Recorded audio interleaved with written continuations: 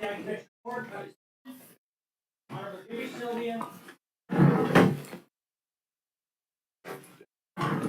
pen? Fine, Thames County Commissioner Court come to order. Friday, July the 12th, 2024. Posted meeting 11:30 a.m. It's now 11:38 a.m. This is a special call, the emergency meeting of the court. And we have one item. Discuss and consider renewal of declaration of disaster for Thames County Hurricane Barrel, originally issued on July 7th, 2024. I've asked Ryan to update us on the disaster to make our decision whether we renew it or not. Good morning, Ryan. Good morning. All right, we're on. Okay, for consideration, you have the proclamation. The extension of the judge's proclamation that was issued on the 7th. I do recommend at this time that you extend that in accordance with the order. Damage assessments are still being performed in the communities in the hopes that individual assistance, actually called individual and household assistance, may be obtained whereby resident may apply for any damages. So keeping our fingers crossed, we're doing our part. We have the teams on the ground sent to us from TDM to help with that process to collect the data. So there are still some things to be done. That's why I feel like it's in our best interest to disaster active. You kind of go over where sure. we are, what we've done. Sure. So got a little information provided to us from the Weather Service. I won't go over for much of anything that I did last time, but as you know, hurricane level winds were down near Matagorda. According to the Weather Service, they have a good weather station at the Wildlife Refuge. There were 40-mile-an-hour winds with gusts as high as 63 is what was detected down there. Their High Island station was a little lower, 32 sustained, gusts to 48. Approximately 2 to 4 inches of rain.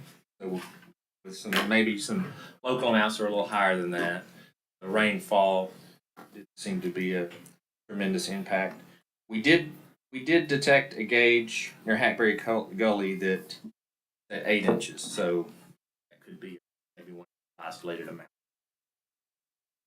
The surge seemed to be a little higher than what the Weather Service predicted. Mainly, it affected some communities along the coast, Oak Island, Smith. There weren't any rescues needed. The sheriff's office did deploy high water vehicles to that area when they found out that was happening. He wants to comment, but there were no rescues. No one wanted to leave. It wasn't to the level where those people felt like they needed to leave. So that's estimated to be at 6 to 8 feet.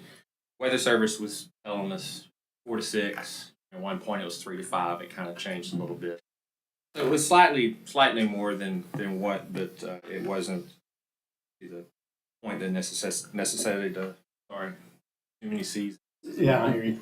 It's been a long week. Hey, I got a question for you. Oh, go ahead. And you may hit it before you're through, but I know we opened the cooling center for the first 2 days after the disaster, Monday and Tuesday, and we had one person show up. Right. And we put it out on social media, we put it out everywhere we could, and one person show up. Correct. Okay. We haven't had a big response even today. I got some summary by our mass care coordinator on how many people showed up. Most of the people just, hey, they want to come charge their cell phone for use the Wi-Fi. That's been the sentiment. Now they're going to the library. Well, that's what's in the Goss library. A lot of the folks that have came to Goss, the report was there's none are staying. They're going there to send emails for work because Comcast is out because the power's out, and they're going to charge their phone and send emails and do some work for a little bit. And some of them are taking water when they leave, but most of them aren't going there to cool. They have electricity. Some of them have electricity at home, but just no internet. Right. Now, I want to say that ours is out. I don't do much once I get home, clean up. Yeah. But I believe that, you know, a lot of those they're probably due to the fact that some of the internet providers may not have backup power capabilities last an extended period of time, and some of the trees could have damaged. Well, I can tell you this, but I know more than I need to know now about Xfinity and Comcast. They That's have who I'm on. the nodes Right. have battery packs in them, and I'm on a 5-node battery pack, and Right. pulling 12 amps, it lasts about 40 minutes. So once electricity goes out, it gives you a buffer of 40 minutes so it comes back on. So what I've been told is until the power gets energized where those nodes are located in the precinct 4 locations, that's why precinct 4 is pretty much completely internetless. The whole precinct 4, from 146 even to Peach City area. All the node locations have trees down, or the nodes don't have energized. Yeah, it's amazing how dependent we are on the internet. It's yeah. And more people depend on it for their phones, their TV, voice over IP phones, and it's very convenient working. So it does cause a lot of inconvenience. I haven't, Sheriff, I haven't been able to set my alarm system since the storm, so Don't tell the world that. that's okay. What's your address? I look like the purge. I got shutters that roll down, so don't worry. And my wife makes me shut them all when we go to sleep. So. And I did talk to TDM Assistant Chief Sean Miller. Actually, Ryan and I talked to him right before we came in. There has been a presidential disaster declared, so we are eligible for Cat A and Cat B. I said, if we met our threshold, county threshold and state threshold, he said when there's a disaster of this magnitude, that they'll automatically give you the Cat A and Cat B, which is emergency services. Yes. So I don't know if it'll go any further, but it could. Emergency protective measures. So, in other words, if there were things the county had to do to actually respond to something, an emergent thing, EOC activations, any costs involved in sheltering, that would be an eligible.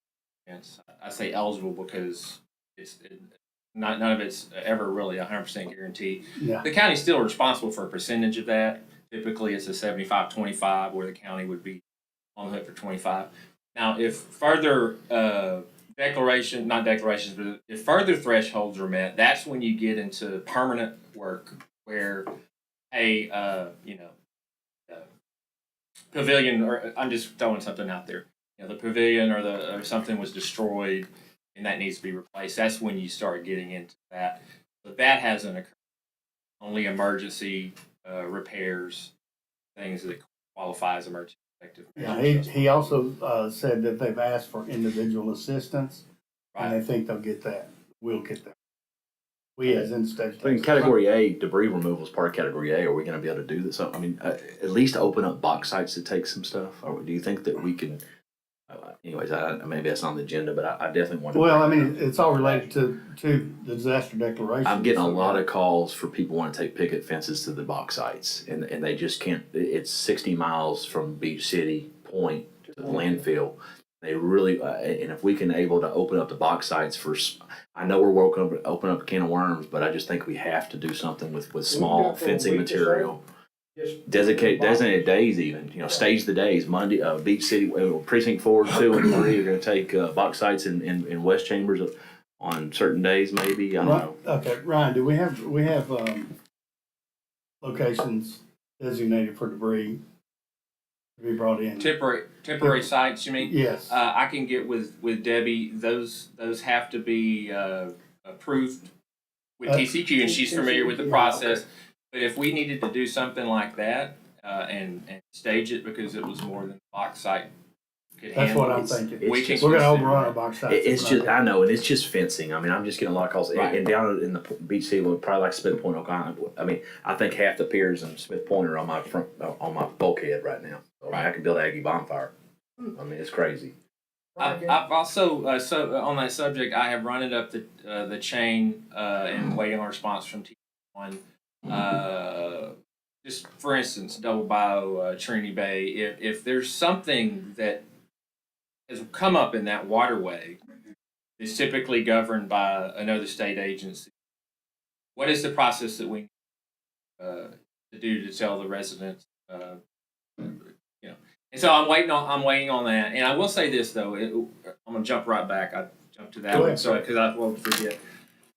I feel like it's in the county's best interest. If they can manage the debris, ourselves with our in-house labor, like you're suggesting, I think that's the overall, best strategy for the taxpayer, because when you start activating the large companies and bring them in, we get into a whole other level.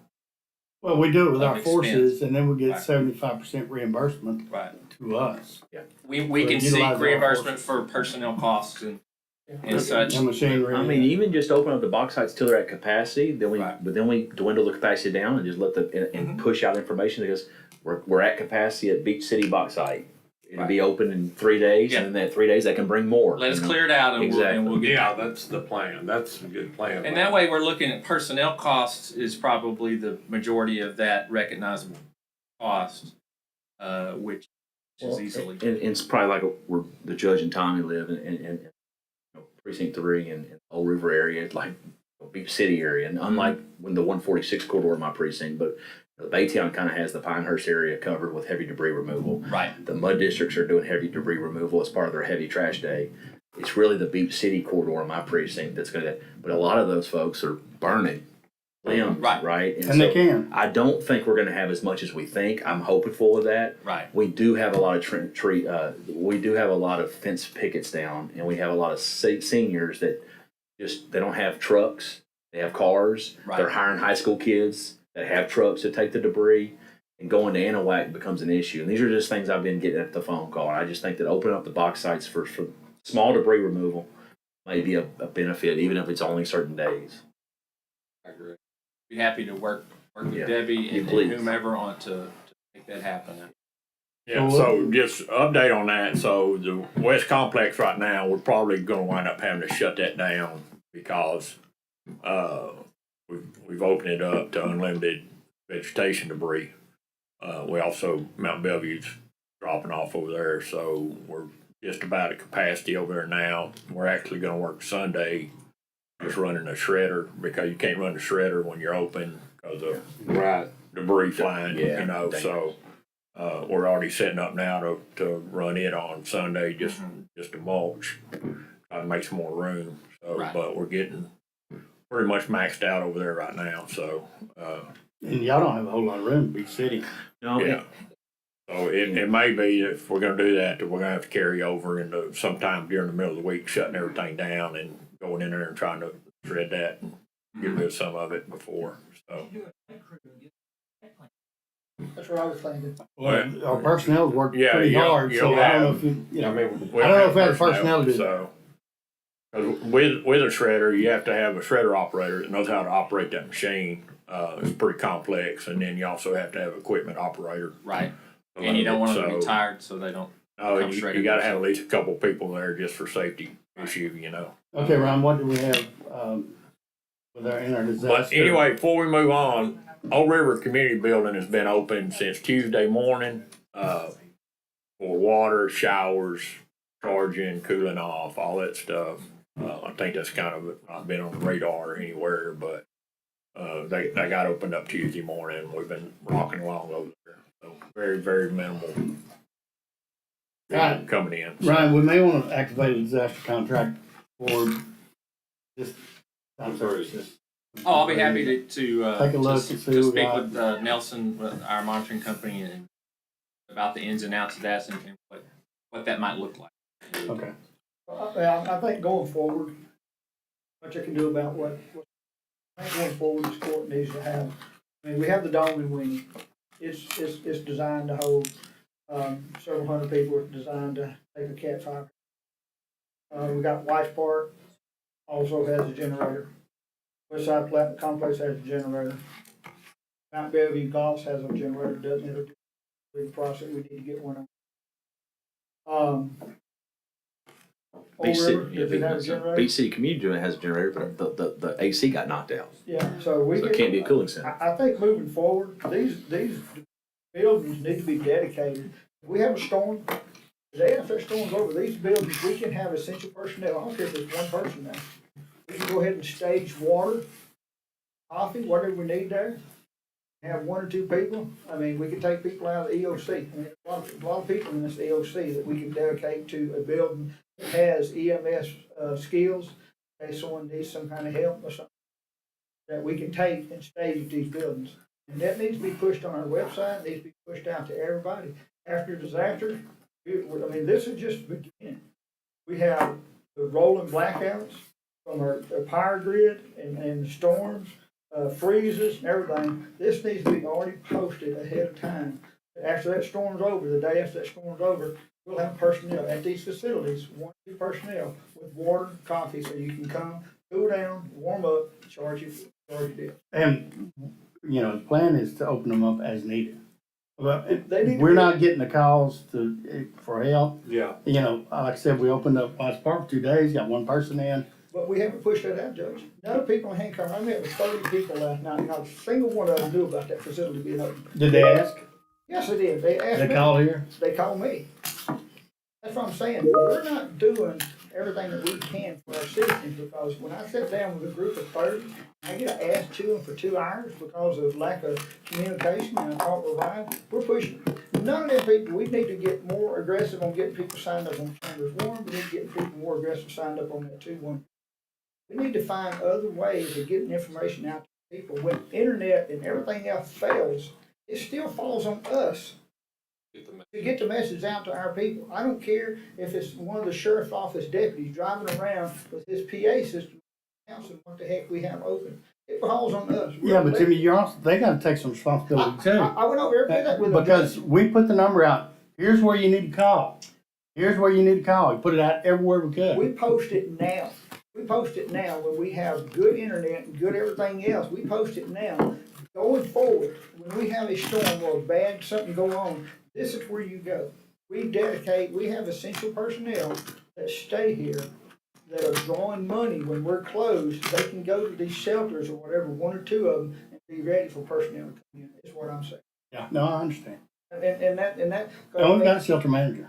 I And, know. you know, it didn't take but just a minute to open Watts Park up. I was out there and I helped them set up and everything, but I just want it dedicated ahead of time, just where we have a dedicated personnel, like we have dedicated people to the EOC. We have a dedicated person for this shelter, at Bellevue or here or wherever. Even if we have to get volunteers that says, hey, you know what, your job is to be here, and they say, yeah, we will be there. We do have dedicated personnel, and that's the library.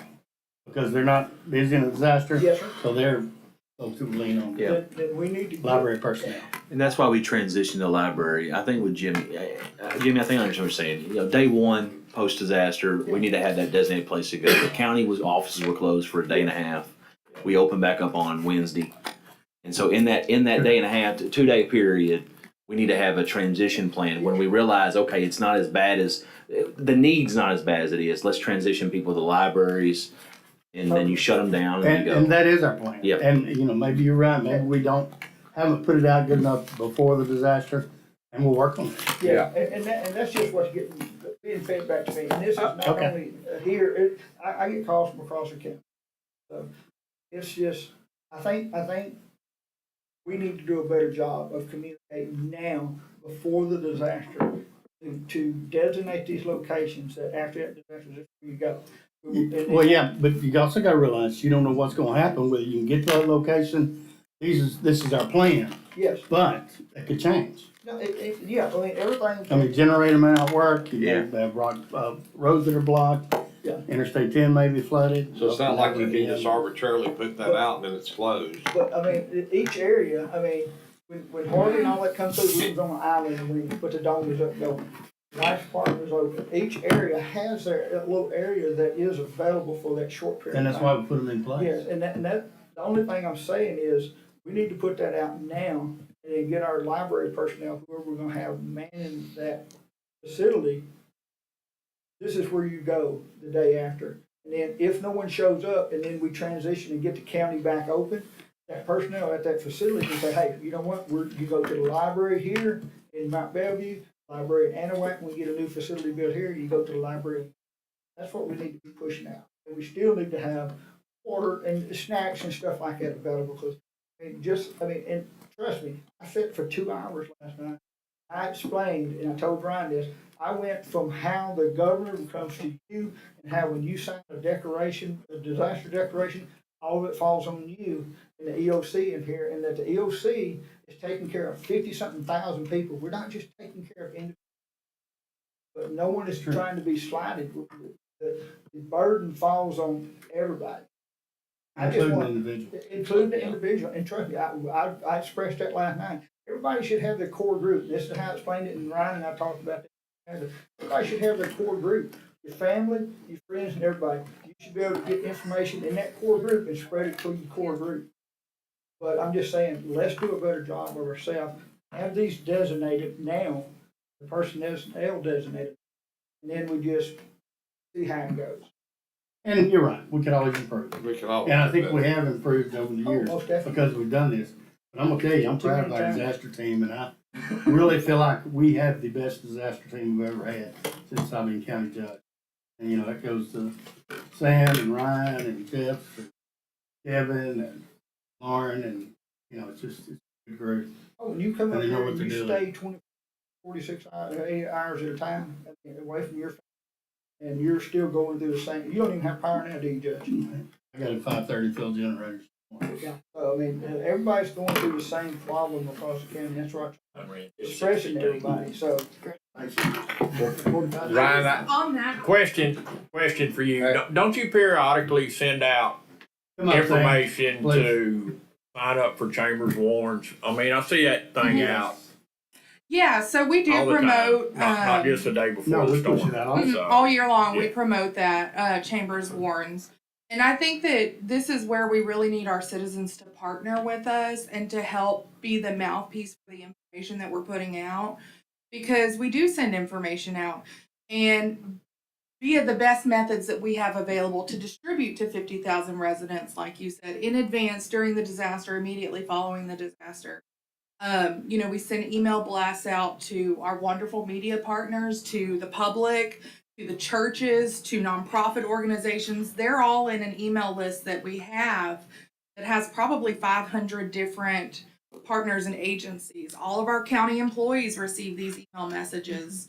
I do understand that cell phone service was spotty in some areas, but everybody that has elected to sign up for Chambers Warns received these messages.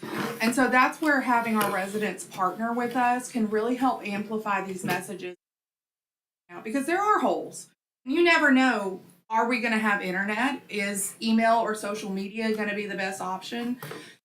Are we going to have cell phone service or landline service? Are phone calls or text messages going to be effective? And yeah, we would love to go door to door and knock on everybody's door, but that's just not feasible for a staff of, I mean, even if every single Chambers County employee, 600 of us, were here and that's all we did, that's not necessarily feasible or a responsible use of our time.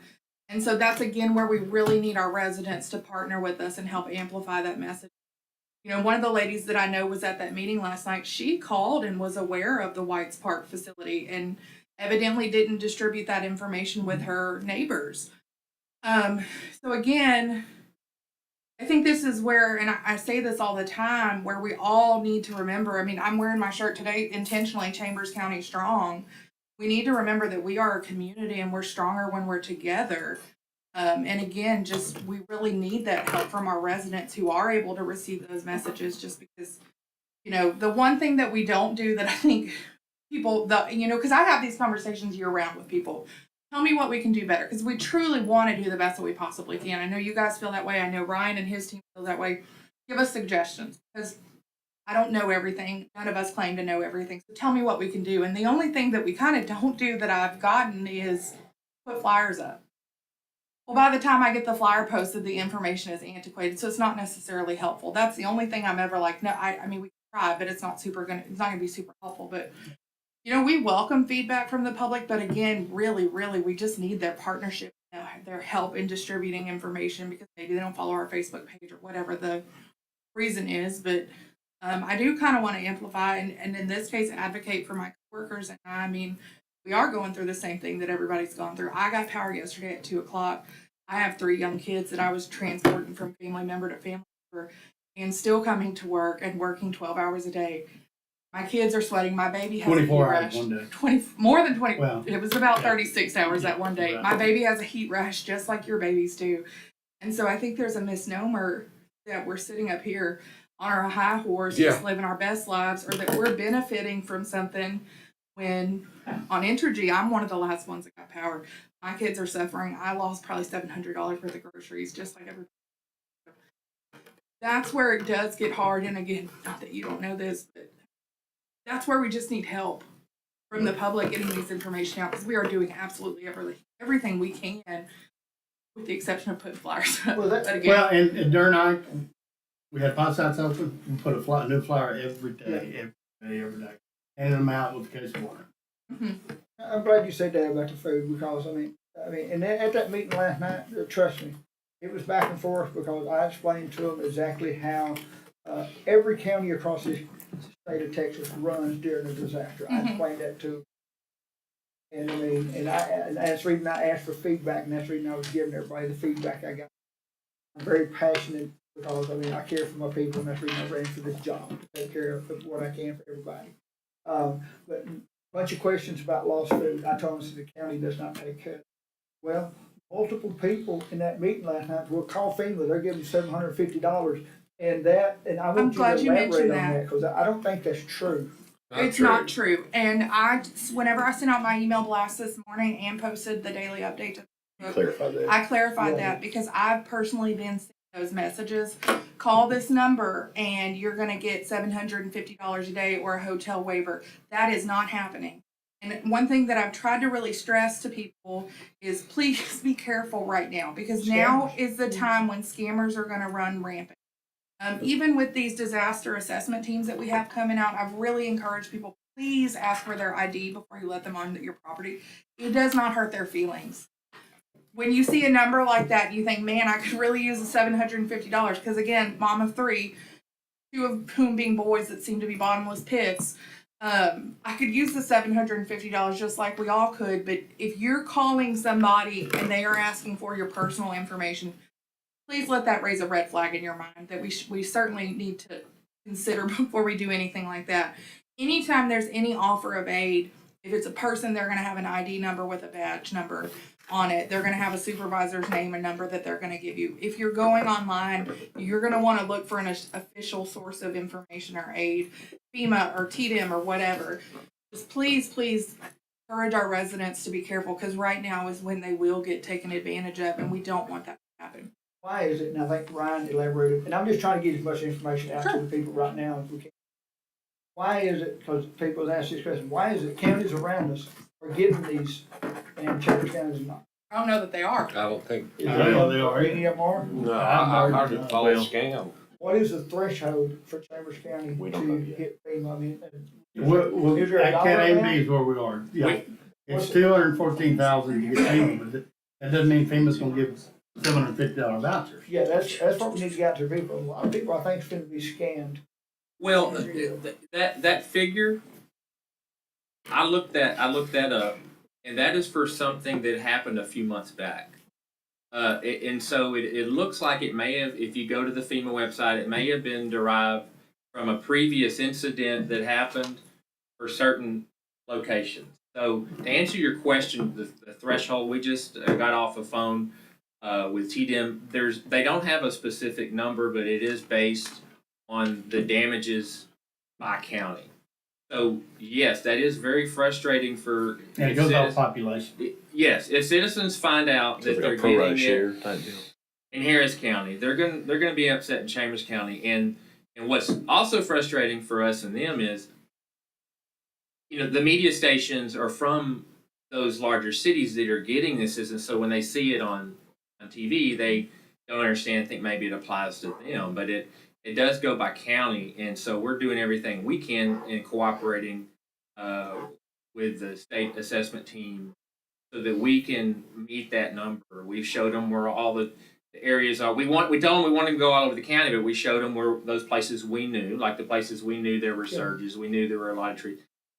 So you make sure you do go here when you make your rounds, because we know there was a specific need. So we will get that information out. And so I think that's important. no, there'll be a phone number and a website. Yeah. 'Cause Okay. I have a unique situation in my precinct.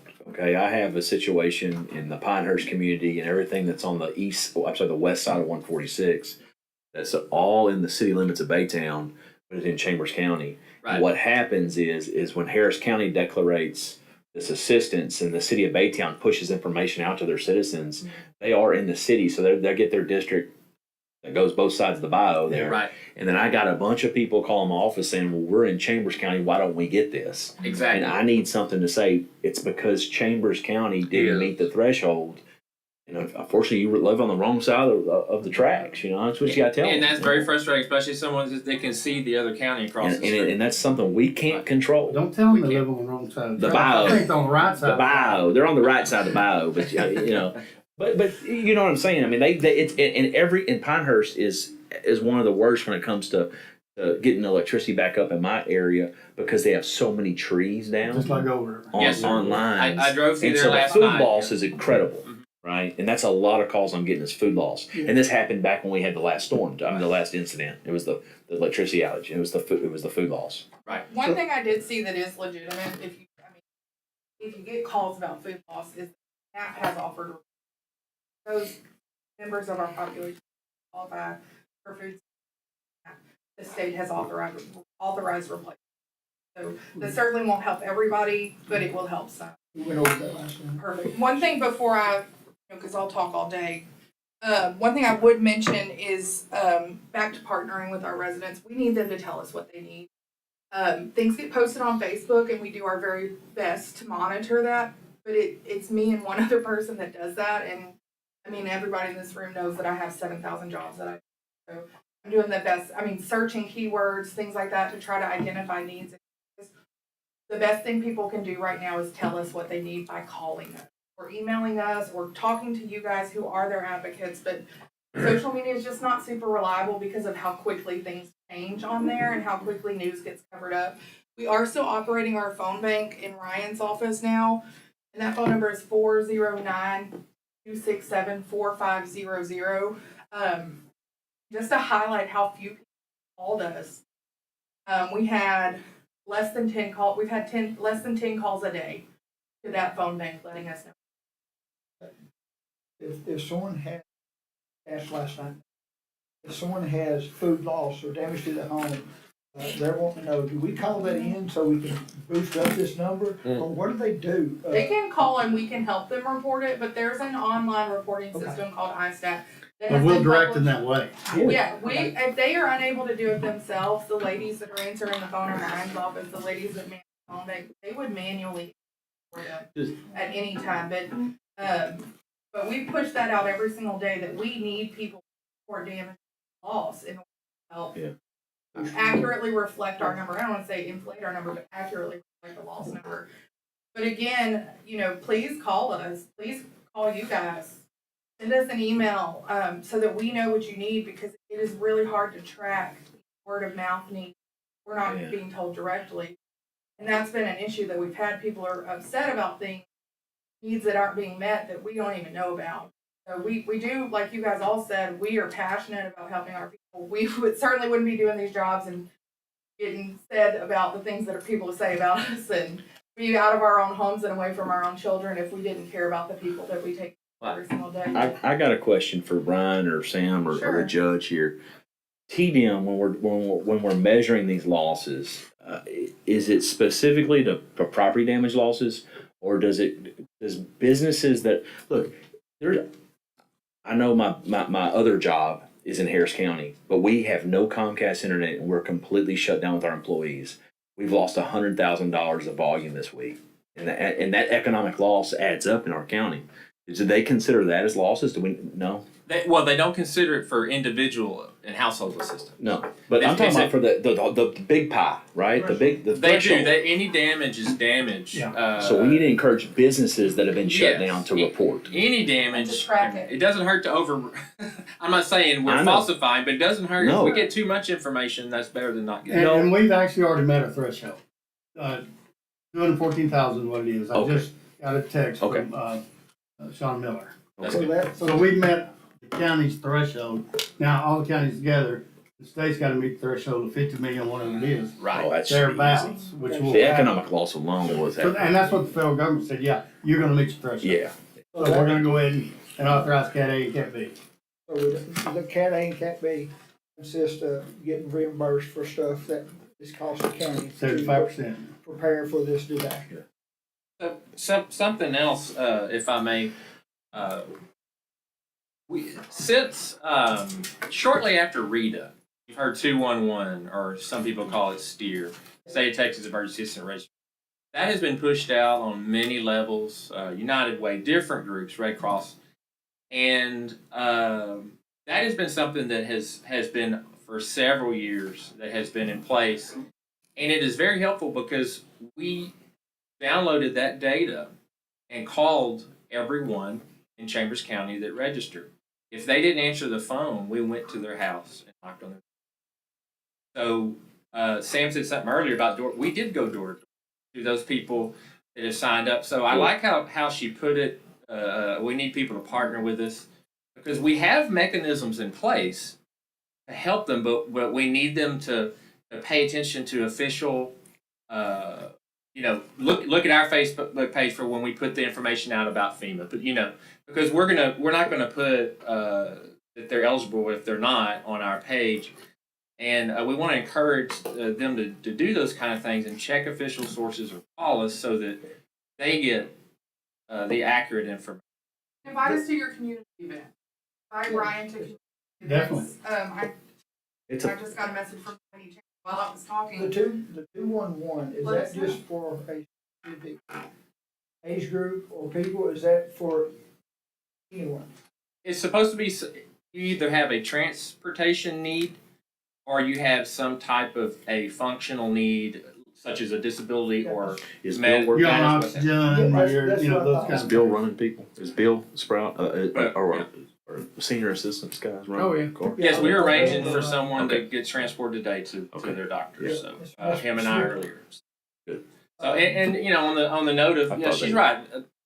I was surprised that we weren't getting more calls in the phone bank during the event. Because They we operate. usually do. We usually did. There was only one call that I recall that was a rescue. A little old lady with oxygen ran out. We went and got her. We went and got her and helped her and took her where she needed to go. So we were ready. About court cases because the county was closed. down. Honestly, that was the majority of the calls. Yeah, I Was got my one in my court office case, that my I'm- ticket. Am I going to jail because I can't pay my ticket today because county closed? Can No, we don't want you in jail. Well, Can the county, and this goes back to, can the county go ahead and get a billboard out Bellevue and over this way here? Put this on the billboard, what people do, the 211, the Chambers Warren, anything like this to help get the information in their face, right on Interstate 10, wherever. We rent a couple of billboards to put this on there, push this out. So We just can look like at it. going to marketing, like link, that's not going to be the best use. Honestly, the best use of our money would be would be a lot more cost partnering with news. Do Well, I'm saying, I think we could try it for a month and see though.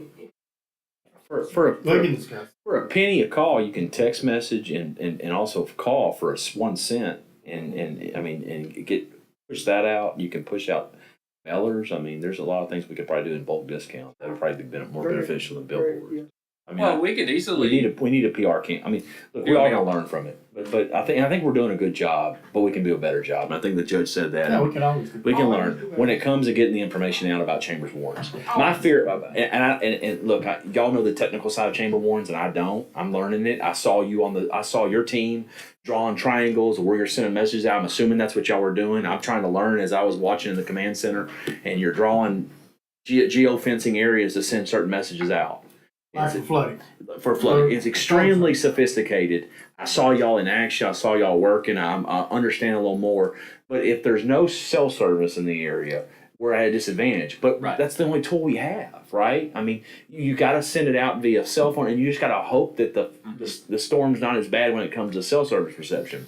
And we dial landlines too, but as you know, those are out, becoming. and I get it, and that's what I want the community to know is Right. literally we are geofencing areas. We are sending areas to Oak Island, Smith Point. We know storm surge is rising. Be aware in those areas. I mean, I saw y'all doing those things. Right. I just want to make sure I understood it, but it is just a cell phone signal issue, and I know Winnie was a dead area. It does on. It was a dead zone. Most of the county was. And it's because of, and I've talked to I've reached out to Comcast probably 2 times a day, every day. And I've learned a lot. And what they've said is the reason why the internet's down is Spectrum, Comcast, all of the backbone of the networking system is strictly power. Some of the major network backbone lost power in the city, and the main trunk lines coming into the city.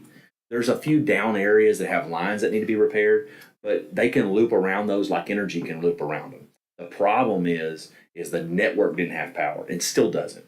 I mean, I The Pasadena, source Deer doesn't Park, have Harris power. County, Yeah. Crosby, Highlands, Baytown, Precinct 4 in Chambers County, Montville, MB Link is up, but there's certain areas that just don't have it. I'm Right, gonna that's go right. back to one more thing that we tried, and Ryan looked at this here a couple of years ago. Is our, deals for information push out, that we could put at the four corners.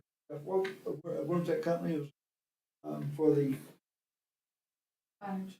signs, electronic signs. Oh. Electronic signs, I mean, we can go back to that and maybe get one up in each area again. Yeah, but Beach City had an electronic sign, Jimmy, but the electricity went out. But no, do them on solar. Yeah.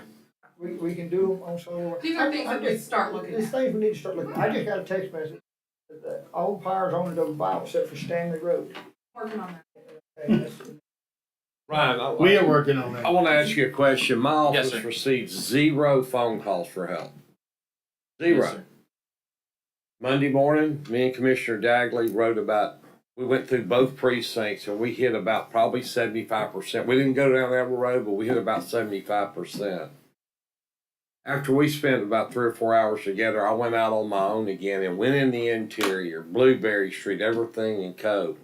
Saw a couple of, I know they're 80 plus or high 70s, and asked them if they needed help with their trees and stuff. Neighbors were taking it to the, getting it aside where they could haul it off. They go, Commissioner, we've been through worse than this. Thank you for your help. I mean, so I was concerned about some senior citizens with some debris, but I got 0 calls. How was that county-wide? Was there just a influx of calls that I'm missing, or was it my No. territory?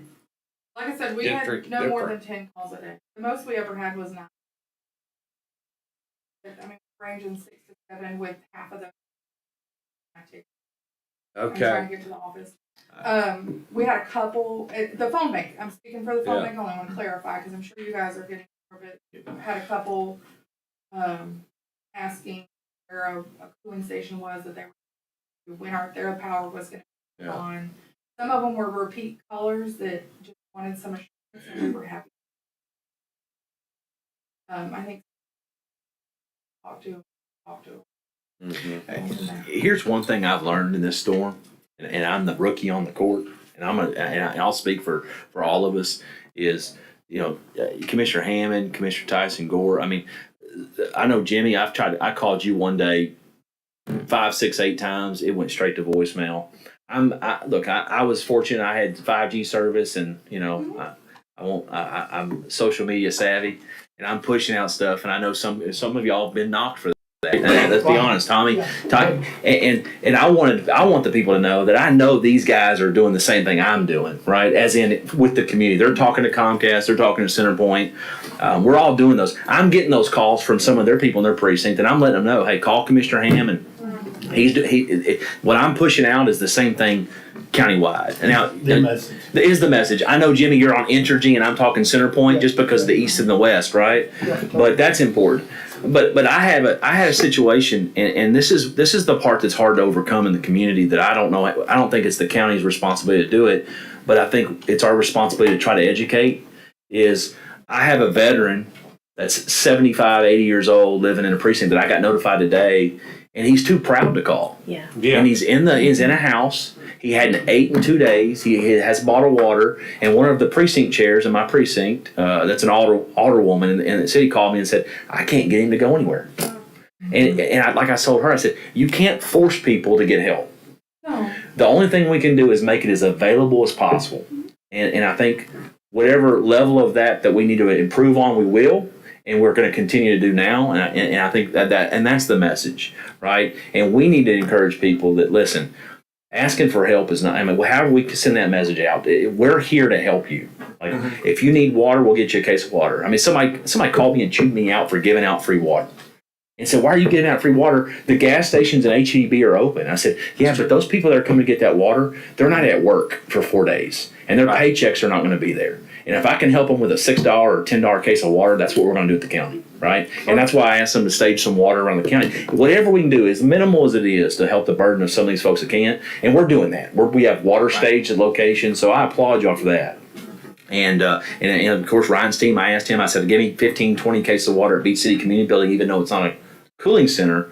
I just want to be able to push out that if there's anybody that's that far south that still needs water, come pick up a case. Because there are a lot of people on wells in Southern Precinct. Now, one thing I will commend the city of Anahuac and Trinity Bay. I confirmed with them they never lost water service. Oh wow, to their customers. That's awesome. And so that's a saving grace because Wow, and that's also a big how burden on us. Yeah, no, it would be If it different. wouldn't, yeah. City of Mount Bellevue, as far as I know, never lost water. Oh, that's correct. Or Baytown, and I checked with them. I forgot to. Man, that's So because of us on water wells, Right. So, you have an event like Ike where all of that is shut down. That is when those 18-wheeler loads Of water.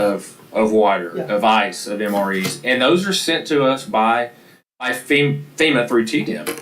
That is when we see that operation take effect. Because let's just go for an example. If we asked TDM we want a truckload of water, they would ask the questions you just asked. Yeah. Is Walmart open? Yeah. They should be open? Yes. Is the water on? Yes. So, but we know there are some areas, like you're saying, that There's pockets. yes, there's pockets. And I think I think I mentioned this to you earlier, and probably I think I told Commissioner Hammond this morning too. Just disaster response is such a fine line between not doing enough and doing too much, and it is something that we struggle with every single disaster. There will never be a time that we don't have deficiencies, and that we won't have areas that we can improve with. I know I speak for you guys and myself when I say that we are always working to improve, and we're always open to feedback and always looking at ways we can do better. No matter if we did everything really sufficient, we can always do better. If we were sitting here saying we did everything perfect and 100%, I think we'd have a problem. I mean, I need Yeah. I think we'd be looking at that the wrong way. I had Absolutely. constituents reach out to me and say, hey, we lost all shingles on the roof. We got water coming through our roof. Right. We're working on that. I called Ryan. Ryan said, I got tarps. Ryan had them tarps to me that fast in hand cover, and that's what I told anybody else needs tarp, contact me. Now, I mean, back to the internet and stuff like that, I didn't get internet or phone until about 2 days ago. So I was unable to get on social media, I was unable to get jealous. on AT&T, what I had, and it was poor in the majority of the county. Most times I could text a little bit. And so I was, like everybody else, driving my precinct and receiving calls and getting them to the EOC, because that was the channel that we go through to get it to Joe or Park or whoever to follow the chain of command so we can disperse out personnel.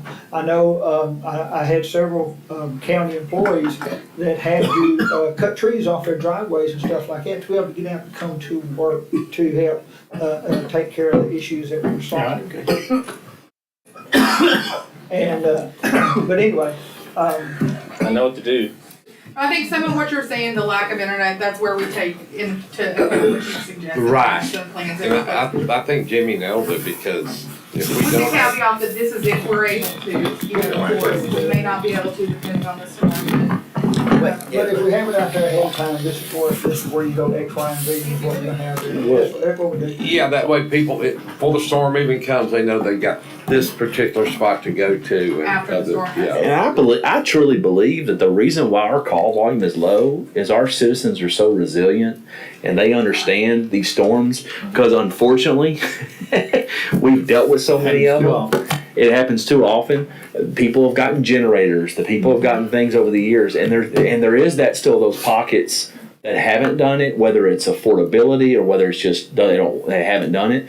And I think that's why the volume's low. Is there's neighbors that have the generator, and everybody goes to the neighbor's house and they go cool off over there. And so the storm from a disaster, from a damage perspective, outside of tree limbs and debris, wasn't just destroying just homes It's and cleanup. flood. It's cleanup and removal. How do we handle debris? These are the nuisances, nuances that we're trying to solve. It's not, oh my God, there's still pockets, don't get me wrong, of I need to go cool off and I need water, I need essentials, and we're going to meet those needs, but there's very limited.